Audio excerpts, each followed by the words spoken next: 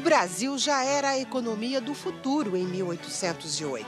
O território imenso a ser explorado, o interior ainda desconhecido, o extenso litoral com portos ideais para o comércio, o mercado consumidor praticamente virgem, ansioso para receber as novidades estrangeiras. Muitas eram as possibilidades e infinitas as dificuldades para o governo de Dom João.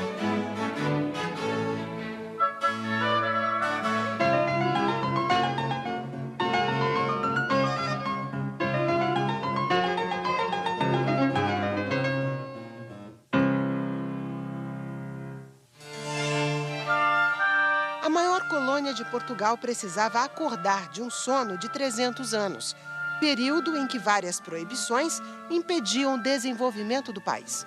Todo produto que entrava ou saía dos portos brasileiros passava por Lisboa, onde eram recolhidas as taxas de exportação ou importação. O grande despertar da nossa economia foi a abertura dos portos, assinada por Dom João assim que chegou à Bahia, em janeiro de 1808. O comércio exterior brasileiro começou a praticar sua liberdade com uma única parceira, que dominava os mares naquela época. In the short term, of course, there are huge commercial gains for England. Again, we must remember the continental blockade was in place. England was losing markets in continental Europe. There was something of an economic crisis in parts of Lancashire because exports weren't taking place. And suddenly, with the Portuguese court moving to Rio, the opening of Portuguese markets to direct trade with friends, and who's the major friend? The UK, of course, yeah. Brazil becomes Brazil becomes a very, very important market in its own right for the UK, but also, of course, as a back door into other parts of South America. A primeira medida de Dom João no Brasil fazia parte de um acordo secreto assinado na Inglaterra em outubro de 1807. Os ingleses pensavam num porto para eles. Na convenção secreta, houve um item que é um aditivo, é um instrumento adicional que Canning exigiu. Era o Porto de Santa Catarina. A ideia era ter um porto privilegiado em Santa Catarina, através do qual os ingleses pudessem repassar suas mercadorias para a região do Prata. A ideia inicial dos ingleses era portos abertos, mas em princípio um porto só, que seria Santa Catarina. Quando Dom João recebe esse acordo para ratificá-lo, no dia 3 de novembro de 1807, ele aceita essa condição? Não, Dom João não aceita essa condição. Ele diz mais: depois, quando chegarmos ao Brasil, se verá. No Brasil, a mudança acelerou a produção. Engenhos de açúcar se multiplicaram. O algodão foi plantado em maior quantidade. Houve uma grande mudança entre os principais destinos dos produtos brasileiros. Até 1808, a França recebia 78% das exportações brasileiras e a Inglaterra nem 8%. Em 1809, a situação se inverteu. A França desapareceu da balança comercial e a Inglaterra comprou metade dos produtos que saíram do Brasil, aumentando ainda mais esta porcentagem nos anos seguintes. Então, praticamente, a Inglaterra toma da França este mercado fornecedor de matérias-primas. Ao mesmo tempo que a Inglaterra passa a exportar manufaturas de algodão para a colônia. Um número é significativo: cerca de 50% de toda a exportação que a colônia faz para a Inglaterra, metade disso é algodão em rama, matéria-prima. E a importação são 60%. Tudo que a colônia consome são tecidos de algodão. Ou seja, é uma colônia fornecedora de matérias-primas, algodão, e consumidora de produtos manufaturados. Mesmo assim, os ingleses não estavam satisfeitos. A conta pela escolta na transferência da corte para o Rio ainda não havia sido paga.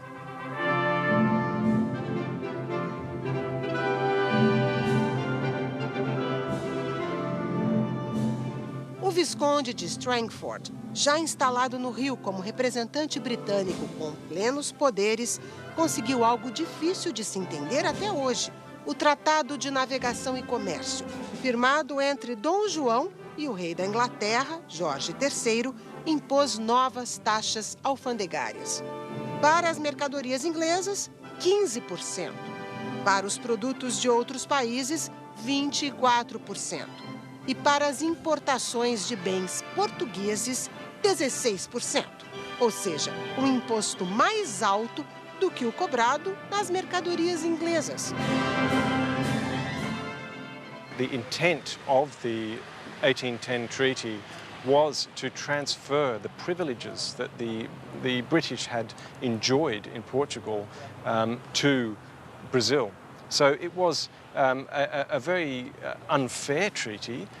It gave British merchants more rights even than Brazilian merchants or Portuguese merchants. There were various clauses that really favoured the British in a semi-colonial way, and I think this treaty formed a part of Britain's informal empire. Por que Dom João aceita esse tratado?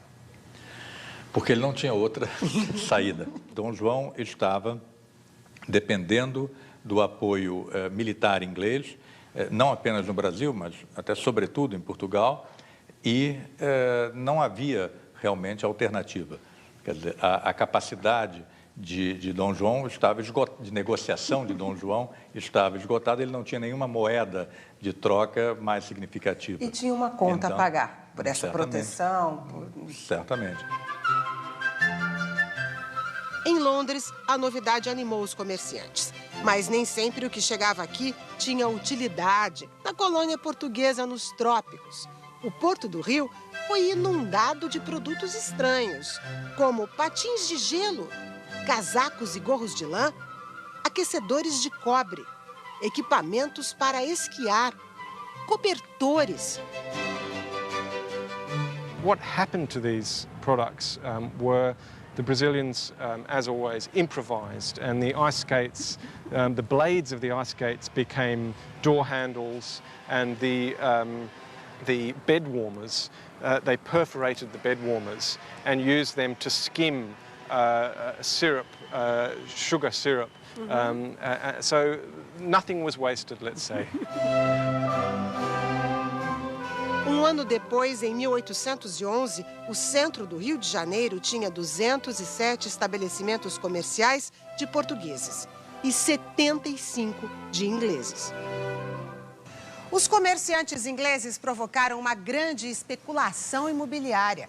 Nas ruas do centro do Rio, eles ocupavam as lojas, pagando aluguéis até 5 vezes maiores do que a média praticada na época. Mesmo assim, conseguiam vender mais barato produtos como roupas e sapatos, por exemplo. Somente os grandes comerciantes portugueses e brasileiros conseguiram enfrentar esta concorrência e permanecer aqui na área nobre. Os outros tiveram que buscar imóveis nas regiões menos valorizadas, pouco habitadas. Mas esse movimento de expansão contribuiu para o crescimento da cidade. Nos tratados de 1810, Dom João também concedeu aos britânicos o direito de cortar árvores nas florestas brasileiras para usar na produção de navios de guerra. Somente a construção de um navio com 100 canhões, como o Victory, da Batalha de Trafalgar, consumia 6.000 árvores. E os ingleses tinham outros privilégios difíceis de explicar. The British could own property in Brazil, which was totally forbidden for Brazilians to own property in Britain. The British had their own judges judging legal cases, which is a kind of a colonial arrangement if you think about it. And of course, there's no reciprocal agreements with Brazilians living in Britain. No Tratado de Aliança e Amizade, Dom João se comprometia a diminuir o tráfico de escravos. Era uma exigência da Inglaterra, que tinha já proibido esta prática em suas colônias. O tráfico só terminou no Brasil em 1850. E a escravidão, com a Lei Áurea, assinada pela bisneta de Dom João, Princesa Isabel, em 1888. Por isso, dizem que em 1810, quando Dom João não cumpriu o prometido, nasceu a expressão para inglês ver.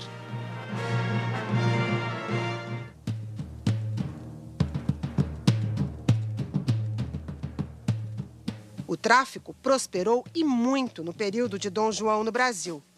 Um ano antes da chegada da corte, 15 mil escravos desembarcavam por ano no Brasil. Durante o governo joanino, este número dobrou e depois continuou aumentando. Nos 13 anos da administração do regente, 250 mil escravos desembarcaram em portos brasileiros. Estas informações estão no Banco de Dados Mundial sobre a Escravidão, onde trabalham atualmente pesquisadores de 15 países. Na verdade, as descobertas, elas dizem respeito, em primeiro lugar, a rotas. Se pensava anteriormente que o comércio era triangular. Quer dizer, você parte, né? Os traficantes partiam dos portos europeus, iam à África, trocavam os produtos que traziam por escravos e vinham para as Américas, né? Vinham para o Brasil, por exemplo.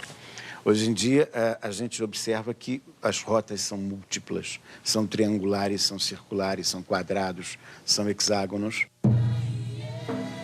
O estudo também chegou a uma estimativa sobre o total de africanos que vieram para o Brasil em 3 séculos de tráfico. 5 milhões. O preço de escravo cai na África, em função da proibição do tráfico para os ingleses, para os americanos, para os dinamarqueses, para os suecos, para uma série de outros países. Para os brasileiros ficava claro de que o comércio de escravo tinha os anos contados. Mais cedo ou mais tarde não haveria mais comércio de escravo. Então isso provocou o que se chama uma demanda precipitada por escravos no Brasil. Os mercados brasileiros queriam mais escravos. E o preço do escravo aumentou no Brasil. Os traficantes eram credores de pequenos e grandes negócios. Tinham engenhos, belos imóveis no centro do Rio. Os escravos eram moeda de troca para tudo. Para o tabaco, que ia para a África, ou para os alimentos fornecidos pelos tropeiros mineiros e paulistas. Em termos de ganhos financeiros, os traficantes de escravos ganhavam pelo menos 5 vezes mais do que um senhor de engenho. Enfim, a atividade mercantil de venda de escravos era o grande investimento de curto prazo. Entre uma viagem e outra, você podia ganhar até 100 vezes o valor do investido.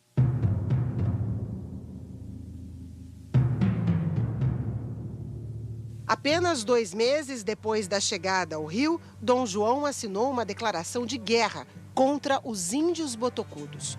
No documento está escrito: uma guerra ofensiva sem fim, até que os índios peçam a paz. Os conflitos com as tribos aconteciam há muitos anos no Brasil colônia, mas a partir do fim do século XVIII, cresceu o interesse na ocupação do interior do país. Os rios deviam ficar livres, sem ameaças para a navegação. A coroa portuguesa concedeu extensas doações de terra às Sesmarias. Essas terras precisavam ser ocupadas e transformadas em bens econômicos.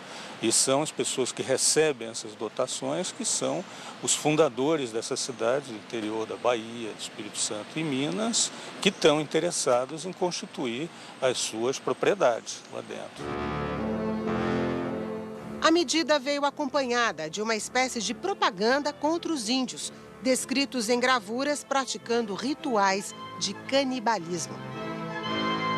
Tropas formadas por militares, capatazes de fazendas e mercenários em geral participaram de massacres que chocaram viajantes estrangeiros. Na ideia os procedimentos da Guerra Justa eram os mais cruéis e violentos possíveis. Quer dizer, existem, quando era emitida uma carta, junto com ela tinham recomendações de que não se preservassem os homens, né? Os homens deviam ser todos subordinados a ordem imperial e deviam ser mortos, né? Deviam ser mortos degolados, né? Era esse o procedimento que se matava, né?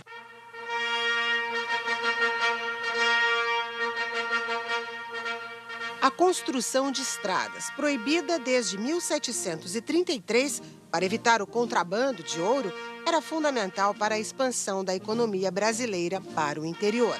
Itens básicos de alimentação, como galinhas, feijão e doces, que vinham de Minas Gerais, passaram a chegar mais rápido à Corte do Rio. São Paulo era o grande ponto de encontro das rotas dos tropeiros. Há 200 anos, um pequeno vilarejo, com cerca de 20 mil habitantes. No interior paulista, na cidade de Sorocaba, a fábrica de ferro Ipanema retomou as suas atividades com a chegada da corte portuguesa. Passou a ser chamada de Real Fábrica de Ferros, recebeu recursos, aumentou a produção. Um alvará de 1785 impedia a instalação de fábricas na colônia. Dom João revogou esta ordem em 1º de abril de 1808.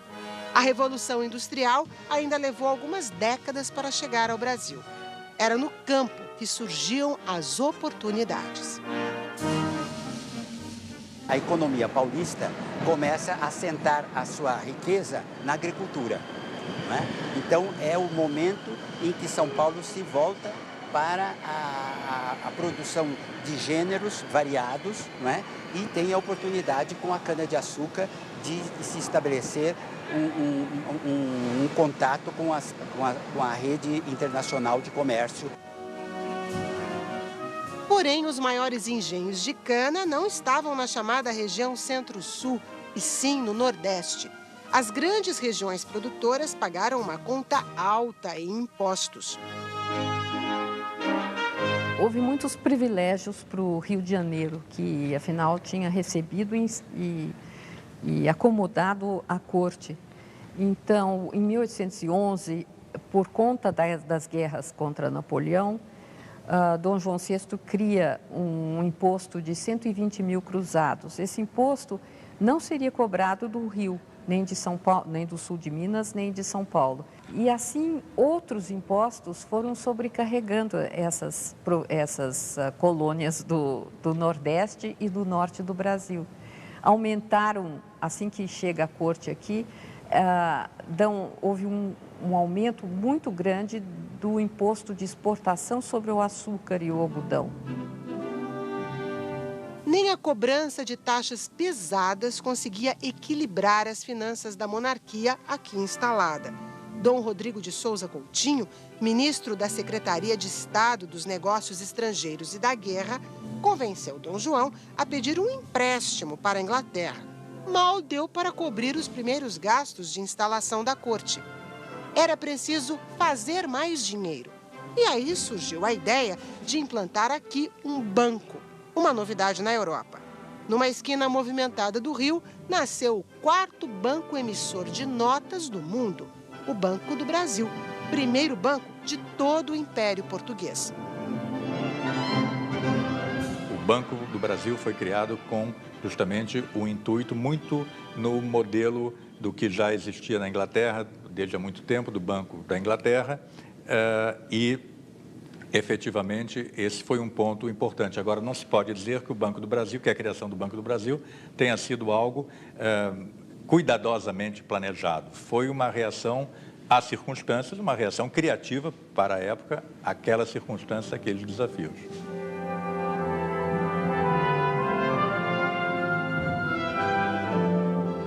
Somente portugueses faziam parte da administração do banco, que tinha exclusividade para os saques e os depósitos do orçamento da monarquia. Controlava a circulação de riquezas estratégicas, como o pau-brasil e os diamantes. E começou a imprimir papel moeda no país. Mas a novidade gerou desconfiança. A venda das primeiras 100 ações do Banco do Brasil levou 1 ano para ser concluída. Quem investia nestes papéis costumava ser recompensado com títulos de nobreza. O banco começou a falir quando o número de notas emitidas cresceu sem a segurança de um lastro em metais preciosos. E a situação ficou ainda pior, porque Dom João resolveu esvaziar os cofres do banco. Ele levou todas as barras de ouro e os diamantes quando voltou para Portugal em 1821. Em 1829, o Banco do Brasil foi extinto e só reabriu 24 anos depois, em 1853. Se a passagem da corte trouxe prosperidade, também fincou as raízes da dominação, da dependência de outros países. A presença inglesa na economia brasileira há 200 anos deixou como herança o caminho das ferrovias, importante para a rica cultura do café e a integração do país depois da passagem de Dom João por aqui.